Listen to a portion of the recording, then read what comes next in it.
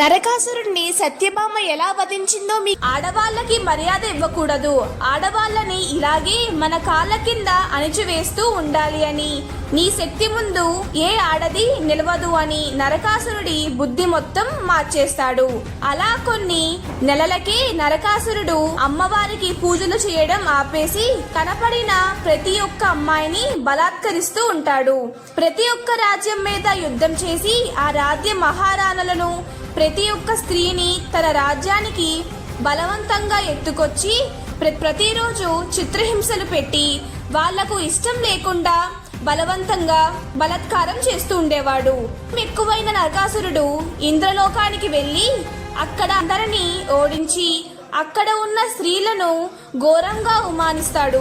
దానితో దేవతలందరూ విష్ణుమూర్తి దగ్గరకు వెళ్లి నరకాసురుడు చేస్తున్న ఘోరాలు చెప్తారు. ఆ సమయంలోనే శ్రీకృష్ణుడు భూమి మీద జన్మిస్తాడు. శ్రీకృష్ణుడికి తను విష్ణువు అని ముందే తెలుసు కాబట్టి నరకాసురుడిని తను చంపలేడు అని కూడా తెలిసి ఉంటుంది. ద్వాపర యుగంలో భూదేవి సత్యభామ రూపంలో జన్మిస్తుంది. కానీ ఆమెకు ముందు జన్మ గురించి ఏమీ గుర్తులేదు. సమంతకమణిని జాంబవంతుడి దగ్గర నుంచి సత్రాజుకి ఇచ్చాక సత్రాజు తన కూతురు అయిన సత్యభామను శ్రీకృష్ణుడికి ఇచ్చి వివాహం చేస్తారు. ఎప్పుడైతే నరకాసురుడు 16,108 మంది ఆడవాళ్ళని బంధించి హింసిస్తున్నాడు అని తెలిసిన వెంటనే శ్రీకృష్ణుడు సత్యభామకి ఈ విషయం చెప్తాడు. సత్యభామ కోపంతో పద కన్నయ్య అని గరుడ పక్షి మీద వెళతారు. నరకాసురుడి రాజ్యానికి వెళ్లి రారా నరకాసుర, ఇవాళ నీ చావు నా కన్నయ్య చేతిలోనే అని గట్టి గట్టిగా అరుస్తూ పిలుస్తుంది.